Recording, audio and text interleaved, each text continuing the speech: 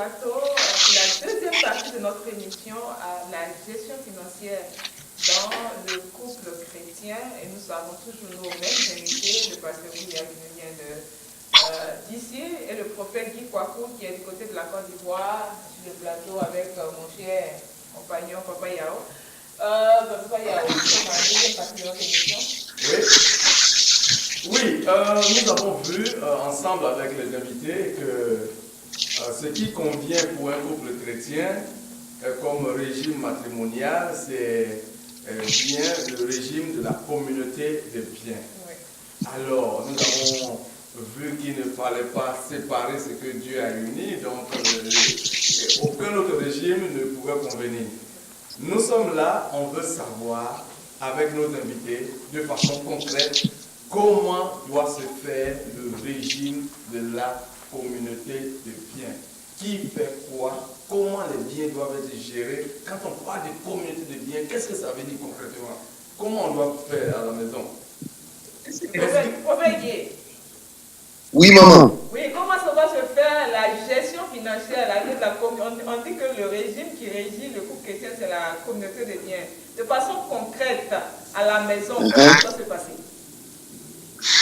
Alors, je pense que de façon concrète, il doit y avoir une concertation au sujet de la manière de gérer ses biens.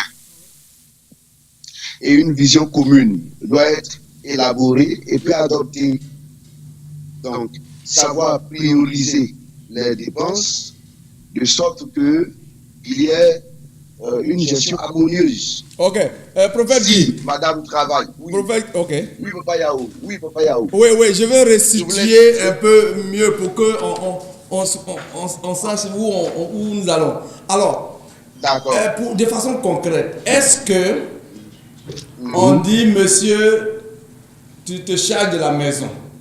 Tu payes les factures, madame, moi, je prends seulement peut-être la scolarité des enfants. Ou bien, madame et monsieur ont un compte commun où l'argent est viré chaque fin du mois. Et puis on s'assoit ensemble pour dire, on a la maison à payer, ça coûte tant. On fait un budget et puis l'argent qu'on a reçu, monsieur a 10 000, madame a 50 000, ça fait 60 000, on met ensemble et puis on voit toutes les dépenses de façon prioritaire. Ou bien, c'est monsieur qui paye la maison, madame elle s'occupe de la nourriture. Voici de façon concrète comment la question que nous avons posée. Je comprends. Moi, je pense que ce qu'il faut faire de façon concrète, c'est-à-dire que les revenus de monsieur et de madame doivent être associés et puis ensemble, on paye les charges de la famille. Ok, donc... C'est-à-dire que si monsieur a 100 000 et madame a 50 000, les revenus de la famille font 150 000. Oui. Et c'est dans ces 150 000 maintenant qu'on va puiser pour payer le loyer, les factures d'électricité et d'eau et la nourriture. Moi, je ne pense pas qu'on doit dire à madame, soit tu t'occupes de la nourriture, ou monsieur, tu t'occupes de la maison ou de telle facture. Mais c'est nos revenus qu'on doit associer. Selon vous, prophète Guy, excusez-moi, selon vous, prophète Guy, c'est-à-dire que les charges ne doivent pas être partagées. Si je comprends bien. Non, on ne partage pas les charges. Okay. Mais on les résout ensemble avec nos revenus. Ok, donc ça veut dire qu'on doit avoir un compte commun sur lequel on dépose tout l'argent et on prend pour résoudre les problèmes de la maison. Il peut ne pas même avoir un compte commun. Oui. Mais moi, je reçois mon salaire par virement. Okay. Madame également reçoit son salaire par virement. Okay. L'un et l'autre connaissent le salaire de chacun. Donc, quand le mois finit, on connaît aussi quelles sont nos charges mensuelles. On apporte ce qu'on a reçu et puis on satisfait aux charges de la maison. Et si on élabore un compte commun, c'est encore une meilleure chose. Ok. Bon, on vous a compris, on reviendra tout juste à vous, pasteur Goudia. comme il a dit, monsieur touche, madame touche, on dépose tout sur le compte et puis on prend pour gérer. Mais souvent, il y a problème. Il y a problème.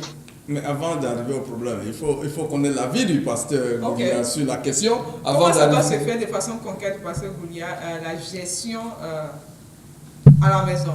Je pense, comme le prophète vient de le dire, les biens sont communs. Donc, les salaires aussi sont communs. Voilà. Et les charges sont aussi communes. Oui. Puisque le couple a des enfants. On ne sépare pas les enfants. On ne divise pas les enfants. Donc il y a un problème. Tout ça, c'est la chair et l'égoïsme, l'individualisme, que tout ce que l'Europe ou bien les autres sociétés nous apportent. Oui. Sinon, en fait, il n'y a même pas de débat dans cette histoire-là. L'argent se met ensemble. On se fait confiance. C'est pour ça qu'on est mariés. Voilà, on a un compte commun, on peut avoir un compte épargne, voilà, et voilà, on gagne $10 000, ok, $5 000 sont faits pour les dépenses et tout ça, les autres 5 000, on les met sur le compte, et puis on essaie de réfléchir pour savoir où investir, pour les enfants qui doivent aussi aller au collège, qui doivent, on a des enfants ensemble, on fait tout ensemble, pourquoi... voilà, moi, bon, c'est pas trop compliqué. Hein. C'est pas trop compliqué pour le pasteur Goulia. Franchement. La plupart des temps, on assiste, surtout nous qui sommes ici en Europe ou bien aux États-Unis, le concept qui a cette émancipation de la femme, où la femme a son mot à dire, qui doit toutes ces choses. Il arrive très souvent que la femme touche plus que son mari. Elle a un bon boulot que son mari.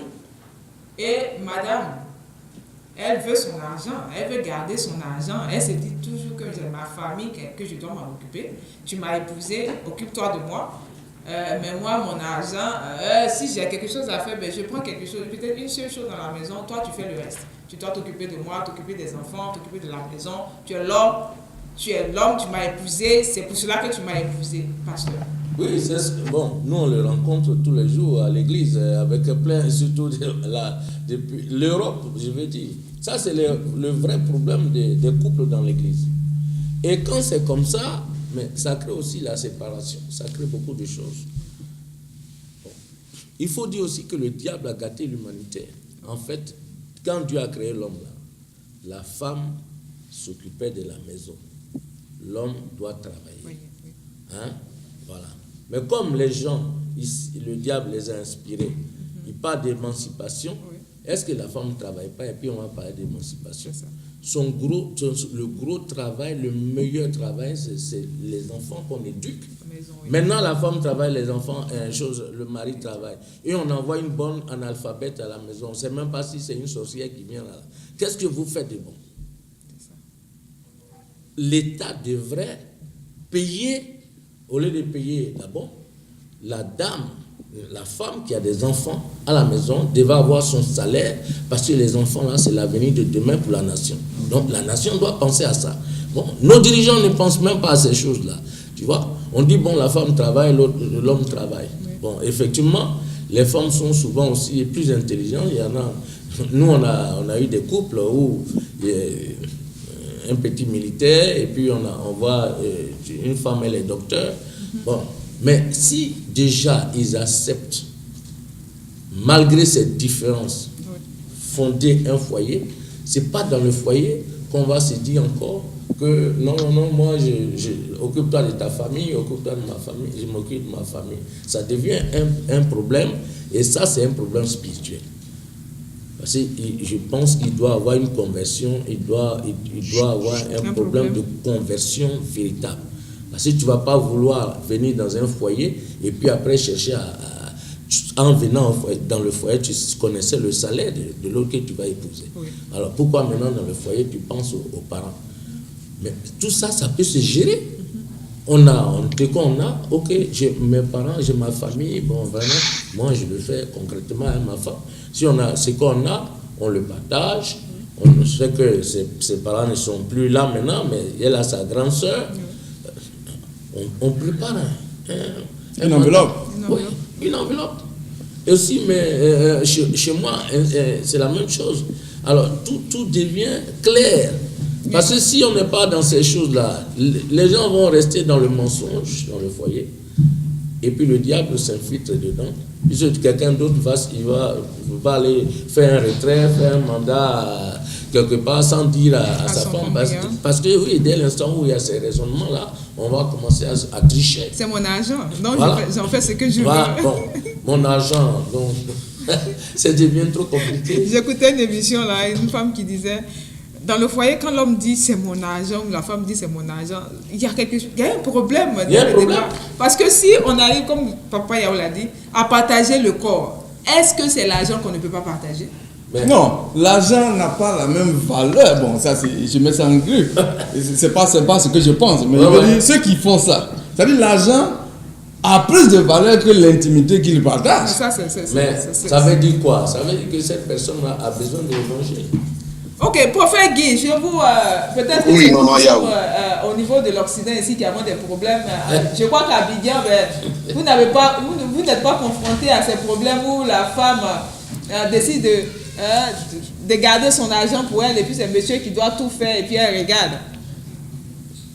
Bon, je pense que le concept de l'émancipation a atteint quand même toutes les régions de la terre. Et chez nous aussi à Abidjan, en Côte d'Ivoire, on rencontre ce genre de difficultés. Mais quand je regarde dans le fond, je me dis que c'est un problème de conversion. C'est-à-dire que les gens n'ont pas été véritablement touchés par la parole de Dieu et la crainte de Dieu n'est pas dans le cœur des uns et des autres. Parce que si on rentre dans le foyer sur la base de la parole de Dieu, sur la base de la connaissance des Saintes Écritures et de l'application de celle-ci, je ne vois pas d'où peut venir le problème qui est que l'argent de madame est à madame, l'argent de monsieur est à monsieur, au point où quand madame a les moyens et qu'elle a un statut social ou professionnel plus élevé, monsieur a toutes les difficultés, il a les 1000 problèmes, il est humilié, il est brimé, il est vilipendé même à la limite. C'est un problème de conversion. C'est un problème spirituel. Prophète Guy, oui, Papa Yao. Vous parlez des problèmes spirituels, mais quand on va à la mairie, bon, à part, je parle de la Côte d'Ivoire, avant qu'on ne vienne changer la loi sur le mariage, on a dit l'homme est le chef de la famille, n'est-ce pas? Mais oui. Donc si l'homme est le chef, est-ce que ce n'est pas lui qui doit pouvoir, est-ce que ce n'est pas lui qui doit prendre en charge les dépenses et puis... C'est pour cette raison que si madame a les moyens d'aider son mari à s'occuper de la maison, va dire à ce monsieur d'aller se tuer au travail. Pourquoi? Non, mais c'est l'homme qui est le chef. Ah mais non, ça donc nous laissons le prophète... Non, puisqu'il a dit il y a un problème spirituel, est-ce que c'est forcément un problème spirituel? Est-ce que c'est pas le fait que la loi nous dit que l'homme est le chef et que l'homme doit s'occuper de tout? Papa Yao. Oui. Quand je parle de problème spirituel, oui, je parle du fait que nous retrouvons dans un cadre chrétien et ce problème ne devrait pas se poser. Okay. Et quand il se pose, ça veut dire que dans le fond, les conjoints eux-mêmes n'ont pas véritablement compris la base du mariage dans les Saintes Écritures, n'ont pas véritablement compris le sens du mariage. Voyez? C'est cela le problème spirituel dont je parle. Donc il n'y a pas la crainte de Dieu de façon totale dans les cœurs. Sinon, même la loi en Côte d'Ivoire, avant qu'elle ne change, disait que l'homme est le chef de la famille. Mais quand nous rentrons dans le foyer en tant que chrétiens, et que nous ouvrons la Bible, que nous nous retrouvions en Côte d'Ivoire ou en Occident, dans la Bible, l'homme est le chef de la femme. Voilà, l'homme est le chef de la femme. Mais quand nous comprenons que Dieu nous demande d'être un, et que nous sommes un dans le corps, un dans l'âme, un dans l'esprit, un dans le Seigneur, je pense que tous nos biens, notre argent, nos maisons, tout ce que nous possédons devient un. Donc, madame, quand elle a un poste plus élevé, une position sociale, financière plus aisée, devrait plutôt, par crainte de Dieu, aider monsieur et couvrir monsieur, de sorte qu'on ne sente pas une inégalité dans le foyer. Amen. Mais vous allez vous on sent cette inégalité, de sorte que madame a tendance à prendre le pas sur monsieur. Moi, je suis foncièrement contre le concept d'émancipation. Ce n'est pas biblique, ce n'est pas spirituel. Et dans le foyer chrétien, c'est Dieu qui doit diriger et la crainte de Dieu doit être au centre. Si cela est, même que madame soit milliardaire, multimilliardaire, ça ne fera rien, ça n'entamera rien à l'amour que le couple manifeste, de sorte que tous les biens seront gérés ensemble. C'est cela. Non, pasteur, prophète Guy, je vous ai bien compris et je dirais pas que je partage votre avis, mais je dirais que vous avez totalement raison. Pasteur Goudia, vous êtes sur le plateau ici, c'est ça en fait le problème qu'il y a. Quand c'est l'homme qui a plus que la femme, ce problème ne se pose pas. L'homme, il est prêt à tout prendre en charge, à faire tout, même si sa femme ne travaille pas, à couvrir sa femme, à faire en sorte que quand sa femme est dehors, on lui donne le respect qu'on doit. Mais pourquoi est-ce que quand c'est nous les femmes, qu'est-ce qu'on a? Quel est cet égoïsme et cette méchanceté? J'en connais une qui carrément même insulte son mari parce qu'elle est plus positionnée que son mari. Elle insulte le monsieur. Elle veut, qu'est-ce qu'elle veut? Elle veut que son homme puisse aller s'asseoir, surveiller les enfants. Et l'homme sera, je ne sais pas si c'est homme au foyer, mais femme au foyer. Et elle sera l'homme en train de travailler qui envoie, qui va... Mais si tu n'as pas les moyens, il faut surveiller les enfants. Parce que ça aussi, c'est un travail. Oui, c'est un travail. Mais quand tu demandes à ton mari de surveiller les enfants, ne lui demande pas de payer la maison à la fin du mois. Il fera comment? Bon, là, c'est un autre problème. Mais sinon... Voilà. Oui, franchement, effectivement, le problème ne se pose pas au niveau des hommes. Oui. Parce que l'homme, naturellement, il est appelé à s'occuper. Ça, qu'il soit chrétien ou non, naturellement, c'est la même chose. Hein? Bon, mais le problème se pose au niveau de la femme. Oui. Soit souvent, ce sont les parents de la femme qui l'influencent. Oui. Parce qu'il y a des gens aussi, le mariage, ils transportent la famille à la maison, alors qu'on dit l'homme quitte son père et sa mère. Mais physiquement, ils ont quitté. Mais ils n'ont pas quitté. Non, c'est le corps qui n'est plus là-bas. Le corps n'est plus là-bas. Mais l'esprit est là-bas. Toute l'éducation, toute la pensée de la famille est dans la nouvelle famille. Alors que la nouvelle famille, on doit s'entendre pour construire dessus. Mais il y a déjà, on vient avec un bagage de ce qu'on a vécu dans la famille. Et c'est ça qui crée des problèmes. Mais je vais donner un passage biblique dans Matthieu chapitre 6, verset 21. Jésus avait été dans les raisons. Il dit quoi? Là où est ton trésor, c'est là se trouve, sera aussi ton cœur. Là où est ton trésor, c'est là. Bon, si la femme dit à son mari, elle commence à l'insulter, c'est que son cœur n'est pas là. Voilà. Mais pourquoi elle est là si son cœur n'est pas là?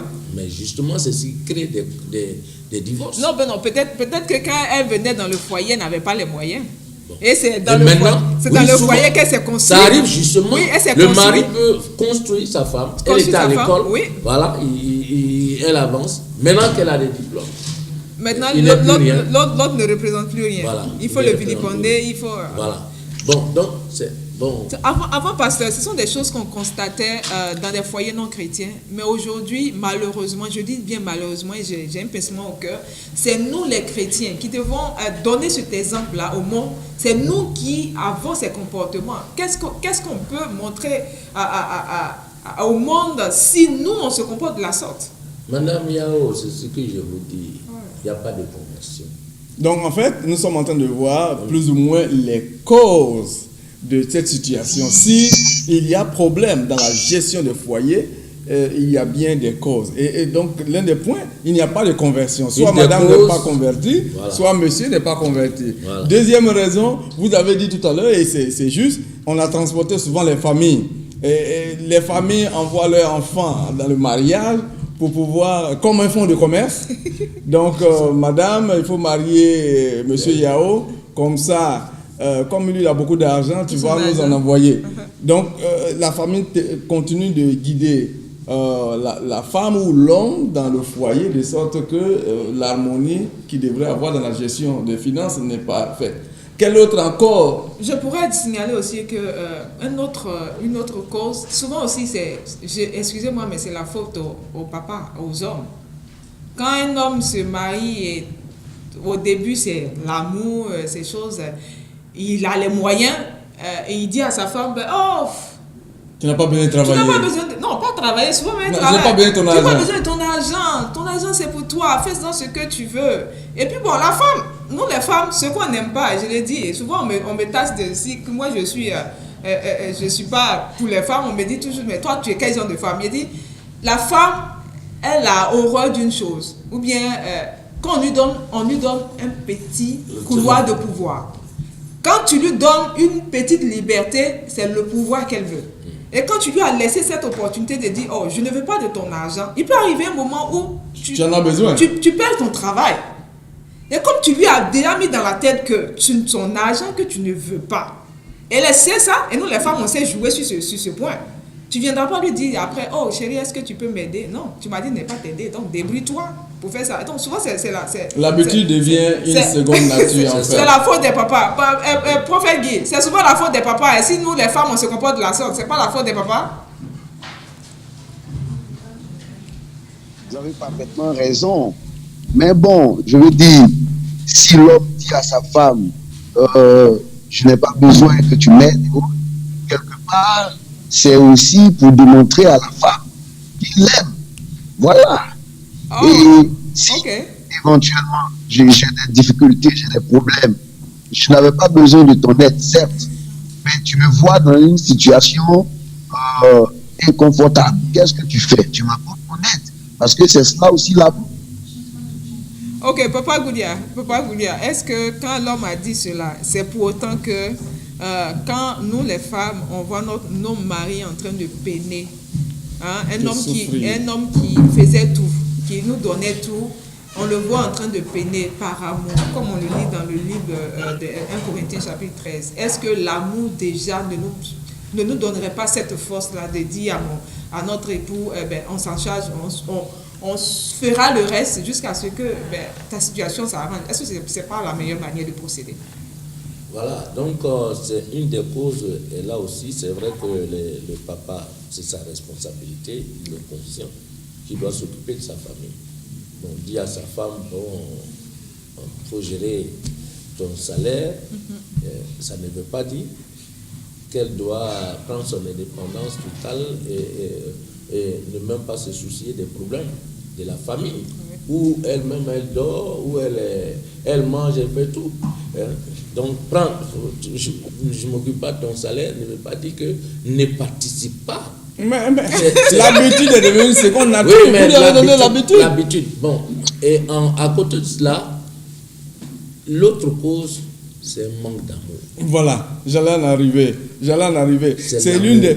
C'est-à-dire, on est parti dans le foyer. C'est la cause principale. On est parti pour des intérêts, on n'aime pas la personne avec qui on vit. Voilà, c'est la cause principale. S'il y a une femme qui fait ces choses-là, elle n'aime pas son mari. Elle est là pour ses propres intérêts. Voilà, c'est tout. Elle peut l'avoir aimé dès le départ. Non, mais l'amour, il n'y a pas de billet d'avion pour l'amour. Pour dire que, bon, aujourd'hui, je prends le billet pour aller je voyage. L'amour ne parle pas. L'amour est éternel. 1 Corinthiens 13. Yeah. L'amour ne périt pas. Tout peut périr, l'amour ne périt pas. Et l'amour ne cherche pas son intérêt. Ne cherche pas son intérêt. 1 Corinthiens chapitre 13. Donc, maintenant, si tu arrives à ce stade pour dire que non, mon salaire, donc tu es déjà dans le moi, voilà, le moi, tu dois renoncer à toi-même d'abord, c'est un principe de disciple-là que Jésus a donné pour être disciple de Christ. Il y a une condition à remplir, il faut renoncer à soi. Si elle ne renonce pas à elle-même dans son foyer, voilà, où elle sait qu'elle a des enfants, tous les intérêts sont là. Et puis en plus, demain, si le monsieur n'est pas là, toi, vous avez bâti, te revient. Voilà. Mais pourquoi pendant qu'il est là, tu es égoïste, en train de le faire souffrir? Donc, c'est un manque d'amour. Je suis parfaitement d'accord. Parce que l'amour supporte tout. L'amour n'est pas égoïste. L'amour croit tout. L'amour partage. Voilà. Donc, il y a... L'amour ne cherche pas. Oui, absolument. Voilà. donne sa vie pour les autres. Alors si toi tu ne veux pas donner ta vie pour ton foyer, tu vas donner ta vie pour quoi? C'est ça. Prophète Guy, nous sommes en train de tirer très allègrement à la fin de notre émission. Si vous avez un mot à dire à ces couples aujourd'hui qui traversent ces moments difficiles où madame est devenue incontrôlable, on ne peut plus lui parler parce que son compte, elle a plus de moyens. Son compte bancaire est plus fourni que celui de son mari. Quel conseil voulez-vous donner à ces couples qui traversent ces moments difficiles, prophète Guy?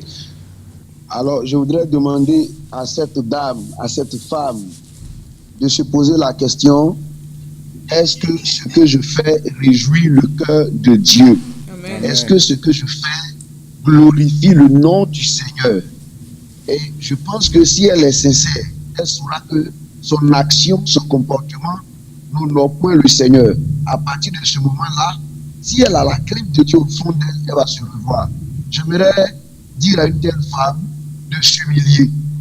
J'aimerais donner le conseil à l'homme aussi de fléchir les genoux et de prier et de comprendre la femme de sorte qu'elle parvienne au changement, à la repentance. Parce que pour de telles femmes, il leur faut une repentance sérieuse et vraie pour que le foyer retourne sur le Nathan et son comportement. Amen, amen, amen. La technique on vous perçoit très faiblement, mais on a compris l'essentiel. Vous demandez à une telle femme de s'humilier, de voir, de se repentir, de se poser même la question, c'est ça qui est fondamental. Que ferait Jésus à ma place? Est-ce que ce que je suis en train de faire subir à mon mari aujourd'hui, si c'était Jésus qui était à ma place, ferait cela? Est-ce que ce que je fais réjouit le cœur de Dieu? Pasteur Goulia, votre dernier mot avant que nous ne prions pour ces couples aujourd'hui qui sont sur le bord du divorce à cause de ce que madame refuse de participer aux dépenses de monsieur, le monsieur qui se tue, mais maintenant qui n'en peut plus. Ou aussi, ce que peut-être un homme aussi ne partage pas son argent avec sa femme. Ce n'est pas forcément les femmes seules. Oui, mais la plupart du temps, c'est la femme qui est responsable de ça. Donc, ouais, c'est ça. Bon, la seule chose que je peux leur dire, c'est que ils doivent savoir qu'ils sont des enfants de Dieu. Oui. S'ils veulent vraiment être enfants de Dieu. Voilà. Et s'ils sont des enfants de Dieu, ce sont des frères et des sœurs. Moi, je suis arrivé au stade avec ma femme maintenant, c'est ma sœur. Oui. On n'a pas une ancienne sœur. Oui. On peut avoir une ancienne femme, mais on n'a jamais un ancien frère, une ancienne sœur. On est liés par le sang de Jésus. Amen. C'est la nouvelle alliance qui est notre lien. Nous sommes ensemble. On doit s'aimer jusqu'au bout. Alors, tout ce qui nous appartient est aussi pour notre conjoint. Donc, cette dame-là, excusez, ou ce monsieur, je leur demande de revenir à Jésus. Amen. Et de se mettre sous la discipline de la parole de Dieu. Amen. Parce que c'est une rébellion. Donc, ce comportement-là est une rébellion. Et c'est une ouverture à l'ennemi dans leur foyer, qui ne soit pas étonné demain que l'un des conjoints ramasse les bagages ou bien rentre dans une infidélité. Voilà, qui ne soit pas étonné. Donc, en ayant ce comportement, on est en train de livrer son foyer au diable et ouvrir les portes.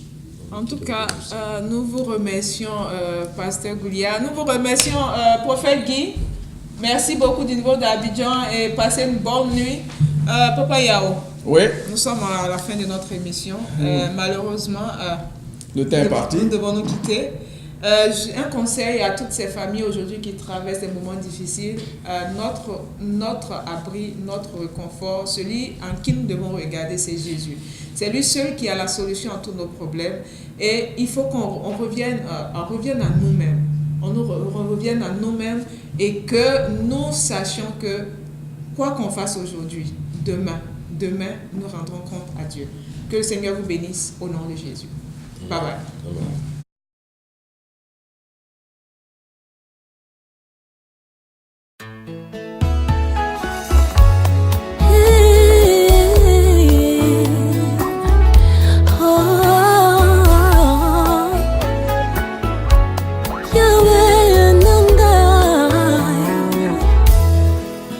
Yozali posa oyo esilaka te, yo nde yosilisa baposa nyonso ya mokili. Yozali posa oyo esilaka te, yo nde yosilisa baposa nyonso ya mokili. Yozali makasi na ngai tango nalembi, yo nde yosilisa mayele ya moyini satana. Yozali makasi moto makasi na ngai, yo bundelanga bitumba oyo nayebi moto na makolo te. Nakolala na kimia, nakolamuka pe na kimia, po nayebi yo mobundi molongi. Nakolala na kimia, nakolamuka pe na kimia, po nayebi yo mobundi molongi.